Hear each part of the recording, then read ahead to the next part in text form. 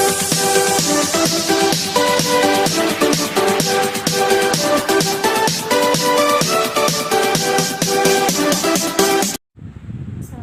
warahmatullahi wabarakatuh. Saya akan mempresentasikan hasil kerja kelompok kami dari kelompok 5, yaitu diantaranya Hairunisa, Natalia Burukaro Purba, lalu Yesi Ekawati, Sola Afifah, lalu saya sendiri Rizkika Agusti Fadilah, dan Octavia Magdalena Sitorus. Baiklah, judul dari presentasi kami adalah Analisis Value Chain PT Sinar Sosro. Yang pertama, seperti yang kita ketahui, masyarakat Indonesia lebih gemar atau lebih menyukai minum teh jika dibandingkan dengan minuman lain seperti soda, kopi, atau yang lainnya. Hasil survei lembaga riset menunjukkan bahwa sejak tahun 1999 hingga 2011, tingkat penetrasi pasar untuk minuman teh itu ada sekitar 95%. Hal tersebut menunjukkan bahwa teh lebih banyak dikonsumsi di Indonesia dan bahwa setiap masyarakat Indonesia itu mengkonsumsi ataupun pernah mengkonsumsi teh. Lalu, penjualan teh botol Sosro berkontribusi besar bagi pemasukan PT Sinar Sosro. Untuk mengetahui value chain dari PT Sosro, maka akan dilakukan analisis dengan menggunakan analisis Porter Value Chain, di mana dalam kegiatan ini terdapat 2 aktivitas yang akan diteliti, di antaranya adalah primary activity dan support activity. Kedua aktivitas tersebut akan mengetahui bagaimana suatu supply chain akan membentuk value chain. Kegiatan value chain di dalamnya terdapat kegiatan produksi, distribusi, dan konsumsi dari suatu organisasi atau perusahaan. Dalam hal ini, apabila suatu perusahaan memiliki analisis value chain yang baik, maka perusahaan tersebut tidak akan mengalami kemunduran dengan adanya pesaing-pesaing. Agar menciptakan suatu analisis yang baik, dibutuhkan kemampuan spesial dalam memperoleh bahan baku dan cara menginformasikan atau mengiklankan produk tersebut kepada masyarakat.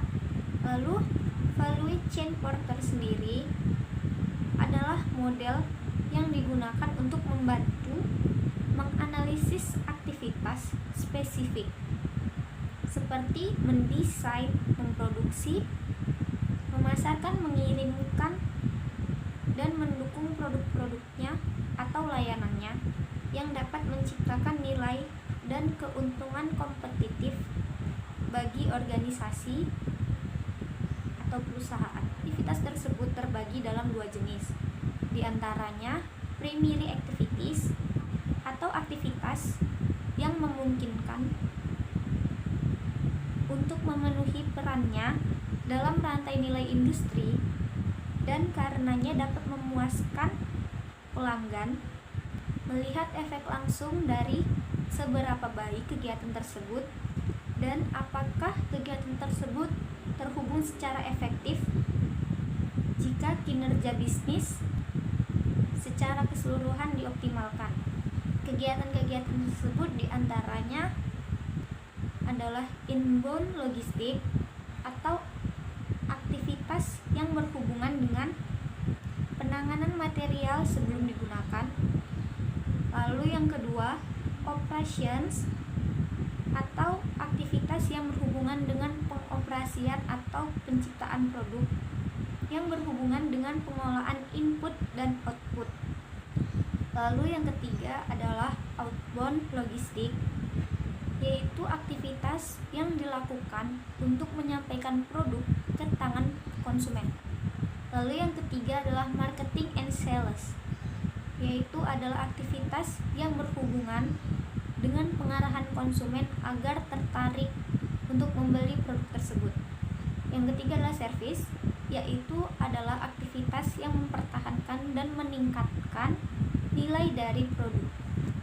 Lalu bagian yang kedua adalah supported activities, adalah aktivitas yang diperlukan untuk mengontrol dan mengembangkan bisnis dari waktu ke waktu.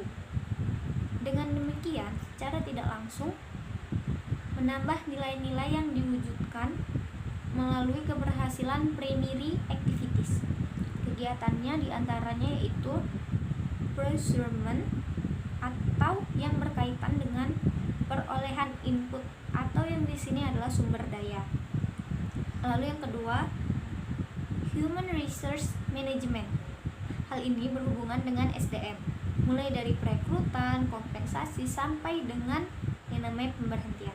Lalu yang ketiga adalah technological development, yaitu pengembangan peralatan, software, hardware, prosedur di dalam transformasi produk dari input hingga menjadi output.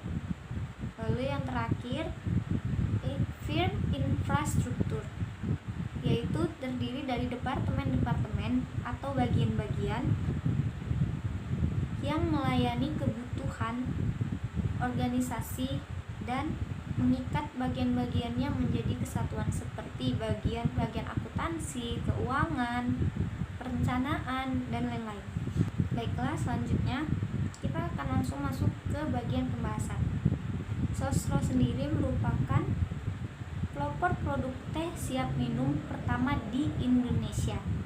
Pada saat memulai bisnisnya, produk yang mereka jual itu adalah teh kering dengan merek teh cap botol, di mana daerah penyebarannya masih di seputaran daerah Jawa Tengah. Seiring dengan berjalannya waktu dan juga dengan kemajuan teknologi, Sosro mengembangkan usahanya dengan memulai inovasi baru dengan menciptakan minuman kemasan dengan botol pada tahun 1951 ke Jakarta dan mulai meluaskan daerah pemasarannya ke seluruh Indonesia. Untuk menganalisis bagaimana perusahaan Sosro menggerakkan perusahaannya hingga tetap eksis sampai sekarang ini. Aktivitas value chain sendiri terdiri atas dua seperti yang tadi sudah disebutkan, yaitu primary activity dan support activities. Primary activity yang dilakukan PT Sinar Sosro dalam memenuhi perannya di dalam rantai nilai industri dan memuaskan pelanggan adalah sebagai berikut. Yang pertama, inbound logistik. Dalam mengintegrasikan kegiatan logistiknya, Sosro mendapat pemasokan bahan baku dari PT Gunung Slamet, di mana bahan baku tersebut berasal dari perkebunan teh Gunung Rosa di Cianjur dan beberapa teh dari perkebunan yang berasal dari PT tersebut. Selain teh, tentu saja kita tahu bahan baku yang diperlukan itu ada banyak lagi seperti gula, air, dan yang lain-lain. Untuk gula sendiri, PT Sinar Sosro itu mengimpor dari Thailand karena gula dari Thailand itu memiliki tingkat kesadahan yang baik serta warnanya tidak keruh. Lalu untuk air sendiri digunakan air tanah dalam pengolahannya. Maka dari itu, bahan baku yang dibutuhkan dalam pengolahannya adalah bibit teh, gula, tenaga kerja untuk mengolah dan memetik teh, serta pestisida untuk mengurangi hama yang berada di tumbuhan teh. Untuk operation sendiri, PT Sinar Sosro bekerja sama dengan PT Agropangen yang selaku sister company dalam kegiatan operasionalnya yang disediakan oleh PT tersebut seperti berupa energi, mesin dan peralatan, atau suku cadang dan juga tenaga kerja. Lalu yang ketiga adalah outbound logistik. Dalam proses penyampaian produk dari perusahaan ke tangan konsumen menggunakan truk, di mana dalam kegiatan ini dibutuhkan bahan bakar dan suku cadang serta tenaga kerja. Lalu marketing and sales. PT Sinar Sosro sendiri mendistribusikan produknya ke seluruh Nusantara melalui lebih dari 150 cabang serta beberapa kantor penjualan wilayah. Selain mendistribusikan, kantor penjualan bertugas juga untuk menarik kembali botol-botol yang sudah didistribusikan tapi yang sudah kosong. Kegiatan ini disebut returnable glass bottle. Selanjutnya, distribusi memiliki tingkat agen, subagen, dan retailer atau pengecer. Untuk tingkat agen dikenal dengan dealer aktif atau DA dan dealer pasif atau DP. DA atau dealer aktif tidak hanya menunggu pembeli datang ke tempatnya untuk membeli produk tersebut, tetapi dia juga mendistribusikan produk hingga tingkat pengecer. Sedangkan DP itu hanya menunggu sampai pembeli datang ke tempatnya. Lalu ada servis yang dengan sistem dealer yang telah diterapkan. Sistem ini digunakan untuk menunjang kegiatan operasional dari masing-masing dealer. Tujuannya adalah untuk mengonsolidasikan seluruh transaksi dari semua dealer. Dengan begitu, Sosro akan lebih cepat mendapatkan data yang dengan cepat dan akurat agar keputusan dalam menganalisa suatu masalah cepat ditentukan. Lalu yang kedua adalah support activities. Di antaranya ada procurement. Dalam hal procurement, PT Sinar Sosro sendiri melakukan pembelian bahan baku dari Jawa Barat sebagai pemasok tehnya. Hal ini ditujukan agar mempermudah dalam hal transportasinya. Transportasi maka akan menghemat pengeluaran dalam pembelian bahan bakar. Lalu yang kedua, technological development. Seperti yang kita tahu, PT Sinar Sosro selalu berinovasi dalam hal packing atau desain botol. Lalu ada human resource management. Salah satu upaya PT Sinar Sosro dalam meningkatkan manajemen sumber daya manusianya adalah dengan cara meningkatkan profesionalisme pegawai. Hal ini berdampak positif terhadap peningkatan kualitas pelayanan terhadap pelanggan. Tolak ukur yang tepat untuk digunakan dalam mengukur profesionalisme pegawai adalah dengan melihat tingkat kepuasan pegawai yang dapat dilihat dari rata-rata tingkat pencapaian sasaran kerja dari tiap individu. Lalu, frame infrastruktur. PT Sinar Sosro berusaha untuk terus meningkatkan infrastruktur perusahaannya guna meningkatkan produksi dan memperluas wilayah pemasarannya, di mana hal ini sesuai dengan visi dan misi dari PT Sinar Sosro itu sendiri, yaitu Sosro berusaha menjadi perusahaan pelepas dahaga para konsumen kapan saja, di mana saja di seluruh Indonesia. Terbukti dengan adanya 150 cabang dari PT Sinar Sosro itu sendiri.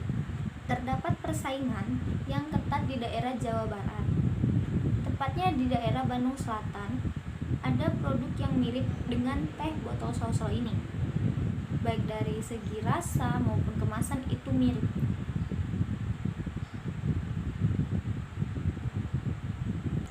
Produk tersebut beroperasi di daerah Holis, Cimahi. Dari segi desain itu hampir mirip. Bagian kanan atas ada tulisan merek, sementara di sebelah sisi kirinya ada tulisan label halal. Adapun bagian bawah tercantum tulisan tanpa bahan pewarna. Meskipun model botolnya tidak sama, tapi karena ukurannya hampir sama jadi agak susah dibedakan. Bahkan keberadaan dari teh ini diakui oleh tim penjualan dari PT Sinar Sosro di daerah tersebut merepotkan dan menggerogoti pasarnya, terutama di kawasan Bandung Selatan tadi, karena memang kan dia pemasarannya di daerah situ, teh yang satu lagi nih. Tapi tetap saja pada akhirnya teh ini tidak mampu menggoyahkan posisi dari teh botol sosro, karena teh botol sosro ini didukung oleh distribusi market yang luas, loyalitas konsumen, jumlah persediaan botol di pasar, dan lain-lain. Teh botol sosro ini bahkan sampai sekarang masih menjadi produk unggulan di level minuman kemasan teh, karena itu tadi faktor dari primary activities dan support activitiesnya berjalan dengan sangat baik. Maka kesimpulannya adalah suatu perusahaan yang memiliki primary activities dan juga supported activities yang baik dan saling mendukung juga melengkapi satu sama lain, maka perusahaan tersebut tidak akan mengalami kemunduran meskipun terdapat pesaing-pesaing yang nantinya akan mengganggu kegiatan dari suatu perusahaan tersebut. Baiklah, sekian hasil presentasi dari kelompok kami. Assalamualaikum warahmatullahi wabarakatuh.